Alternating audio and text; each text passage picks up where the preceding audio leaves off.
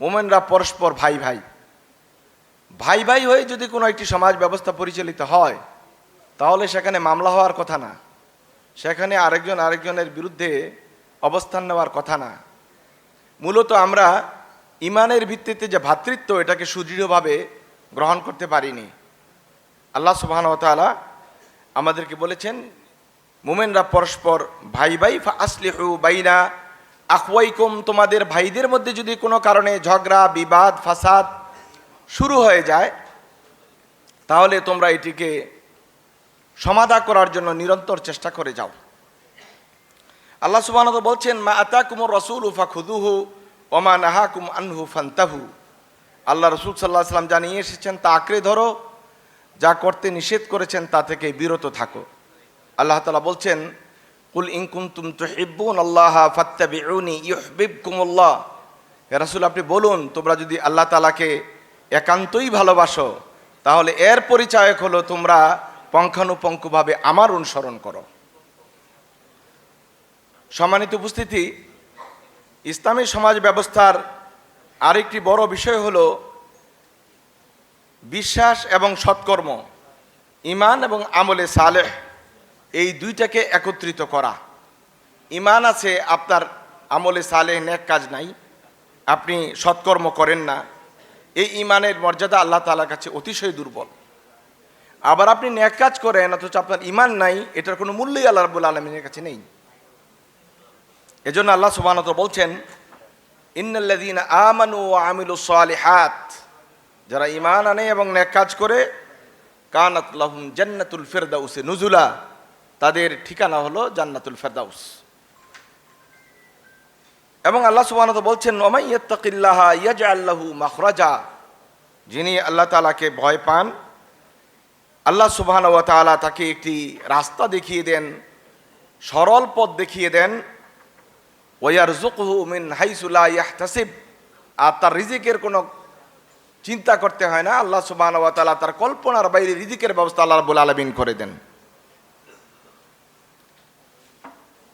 ইসলামী সমাজ ব্যবস্থার একটি গুরুত্বপূর্ণ ভিত্তি হলো আল উখুওয়াহ, ভ্রাতৃত্ব। এখানে সমাজবদ্ধ অবস্থায় থাকতে হলে একজন আরেকজনের সাথে যে সম্প্রীতি, যে সৌহার্দ্য, পরস্পর যে ভালোবাসা, এটা ইসলামী সমাজ ব্যবস্থায় অত্যন্ত গুরুত্বের সহিত নেওয়া হয়েছে। আল্লাহ সুবহানাহু ওয়া তাআলা এজন্য বলছেন, ইন্নামাল মুমিনুনা ইখওয়াহ, মুমিনরা পরস্পর ভাই ভাই। ভাই ভাই হয়ে যদি কোনো একটি সমাজ ব্যবস্থা পরিচালিত হয় তাহলে সেখানে মামলা হওয়ার কথা না, সেখানে আরেকজন আরেকজনের বিরুদ্ধে অবস্থান নেওয়ার কথা না। মূলত আমরা ঈমানের ভিত্তিতে যে ভ্রাতৃত্ব, এটাকে সুদৃঢ়ভাবে গ্রহণ করতে পারিনি।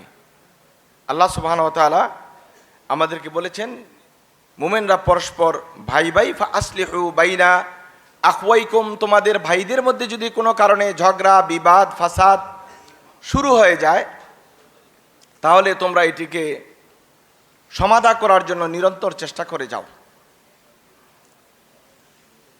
আর আল্লাহ রাসূল সাল্লাল্লাহু আলাইহি ওয়াসাল্লাম বলেছেন, আল মুসলিমুনা কাল জাসাদিল ওয়াহিদ, মুসলমানরা হচ্ছেন একটি, সবাই মিলে একটা শরীরের মতো।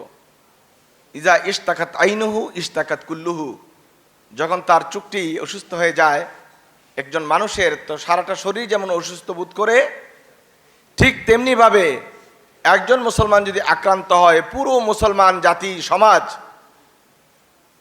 নিজের আক্রান্ত হয় এবং তারা অসুস্থতা বোধ করে। এই অনুভূতিটিকে নেওয়ার জন্য মুহাম্মদ রাসূলুল্লাহ সাল্লাল্লাহু আলাইহি ওয়াসাল্লাম আমাদেরকে উৎসাহিত করেছেন। সুতরাং আমাদের সমাজ ব্যবস্থা হবে ভ্রাতৃত্ব ভিত্তিক, শত্রুতার ভিত্তিতে নয়। বিশেষত মুসলমান, এক মুসলমান ভাই আরেক মুসলমান ভাইয়ের সবচেয়ে বেশি ঘনিষ্ঠ হয়ে বন্ধুত্ব নিয়ে, ভ্রাতৃত্ব নিয়ে এগিয়ে আসার জন্য উৎসাহিত করা হয়েছে। 5 নম্বর বিষয় হলো, ইসলামী সমাজ ব্যবস্থায় জীবনের নিরাপত্তা এবং অধিকারকে নিশ্চিত করা হয়েছে। এখানে যেহেতু সবাই মিলে আমরা একটা জাতি, একটা শরীরের মতো, সেখানে ইসলামী সমাজে বসবাসকারী প্রতিটি মানুষের নিরাপত্তা ইসলাম নিশ্চিত করেছে। আল্লাহ সুবহানাহু ওয়া তাআলা বলেন, মান কাতালা নাফসান বিগাইরি নাফসিন আও ফাসাদিন ফিল আরদ কাআন্নামা কাতালান নাস জামিয়া। যে ব্যক্তি কাউকে হত্যা করলো, কোনো একটি হত্যার অপরাধ না করার পরেও এমনিতে কাউকে হত্যা করলো, অথবা জমিনে বিপর্যয় সৃষ্টি না করার পরেও কেউ কাউকে হত্যা করলো, সে একজন হত্যা করার বিনিময়ে যেন গোটা মানবজাতিকে হত্যা করলো। কাআন্নামা কাতালান নাস জামিয়া।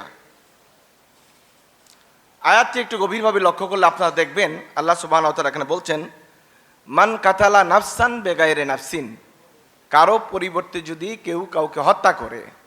এখানে আল্লাহ তাআলা কিন্তু মুসলমানের কথা বলেন নাই, ও মুসলিমের কথা বলেন নাই, হিন্দু বৌদ্ধ খ্রিস্টানের কথা বলেন নাই। বলছেন মুসলিম সমাজটা হবে নিরাপদ সমাজ, যেখানে মুসলিম অমুসলিম সব ধরনের নাগরিক তাদের জীবন এবং সম্পদের নিরাপত্তা ভোগ করবে। এই সমাজে যারা বসবাস করবে কোনো মুসলিম কমিউনিটিতে, তারা অবশ্যই তাদের জান মালের নিরাপত্তা নিশ্চিত করবে। এটা হলো ইসলামী সমাজ ব্যবস্থার গুরুত্বপূর্ণ দিক। এই জন্য সেখানে গুম, খুন, হত্যা কখনোই ইসলাম প্রশ্রয় দেয় না। আল্লাহ সুবহানাহু ওয়া তাআলা বরং হত্যার বিনিময়ে হত্যার প্রতিশোধ নিতে কিসাস পদ্ধতি আল্লাহ রাব্বুল আলামিন চালু করেছেন। আল্লাহ তাআলা বলছেন, ওয়ালাকুম ফিল কিসাসি হায়াতুন ইয়া উলিল আলবাব। হত্যার বিনিময়ে হত্যা, এর মধ্যেই তোমাদের প্রাণ রয়েছে, জীবন রয়েছে। যদি তোমরা একটু গভীরভাবে অনুধাবন করতে, তাহলে বিষয়টি তোমাদের কাছে পরিষ্কার হয়ে যেত। এই যে আমাদের সমাজে গুম হচ্ছে, খুন হচ্ছে, এই গুম এবং খুনের যে চর্চা হচ্ছে, এটা সম্পূর্ণ ইসলাম বিরোধী একটা চর্চা। কারণ ইসলাম আপনাকে জীবনের নিরাপত্তা দিয়েছে, আপনার অধিকারকে বাস্তবায়নের সুযোগ করে দিয়েছে, কিন্তু পরিস্থিতি পরিবেশ আমরা মুসলমান দাবি করার পরেও এই বলয় থেকে আমরা নিজেদেরকে মুক্ত করতে পারছি না। সম্মানিত সুধীমণ্ডলী, একটি সমাজ যখন সুবিচার বা ন্যায় বিচার বঞ্চিত হয়, তখন এটা আর কোনো সমাজ থাকে না, এটা বর্বরতার চরম শিখরে পৌঁছে। আর ইসলাম সামাজিক ন্যায় বিচারকে নিশ্চিত করেছে। এখানে দুষ্টের দমন আর শিষ্টের লালনের যে নীতি, এটি আপনারা দেখেছেন সব আমলেই। যেখানে ইসলামী শাসন ব্যবস্থা ছিল না, সেখানে দুষ্টের দমন আর শিষ্টের লালনের এই যে পদ্ধতি, এটা কখনোই চালু ছিল না, যার কারণে অরাজকতা, রাহাজানি চরম আকার ধারণ করেছে। অথচ ইসলামী সমাজে এটির কোনো সুযোগ নেই। ন্যায় বিচার এবং সুবিচার প্রতিষ্ঠাই হচ্ছে ইসলামী সমাজের প্রথম প্রত্যয়। আল্লাহ রাসূল সাল্লাল্লাহু আলাইহি ওয়াসাল্লাম এর কাছে কালো, সাদা, আরবি, আজমি, ধনী, দরিদ্র সকল জনগোষ্ঠী সমানভাবে সুবিচার পেয়েছে। এমনকি রাসূলুল্লাহ সাল্লাল্লাহু আলাইহি ওয়াসাল্লামের এটা সুবিচার হতে পারে না। এটা কোনো একজন বিবেক সম্পন্ন মানুষের কাজ হতে পারে না। একজন মুসলমানের জন্য এটা প্রশ্নই উঠে না। রাসূল আকরাম সাল্লাল্লাহু আলাইহি ওয়াসাল্লামের সামনে যখন বিচার আসতো, রাসূলুল্লাহ সাল্লাল্লাহু আলাইহি ওয়াসাল্লাম সাক্ষী প্রমাণের ভিত্তিতে বিচার করতেন, এবং কখনোই তিনি কে আসছেন বিচার প্রার্থী হয়ে এটা দেখতেন না। তিনি দেখতেন ন্যায় বিচার সুবিচার প্রতিষ্ঠিত হয়েছে কিনা, বাদী তার ন্যায় বিচারটুকু পেয়েছে কিনা।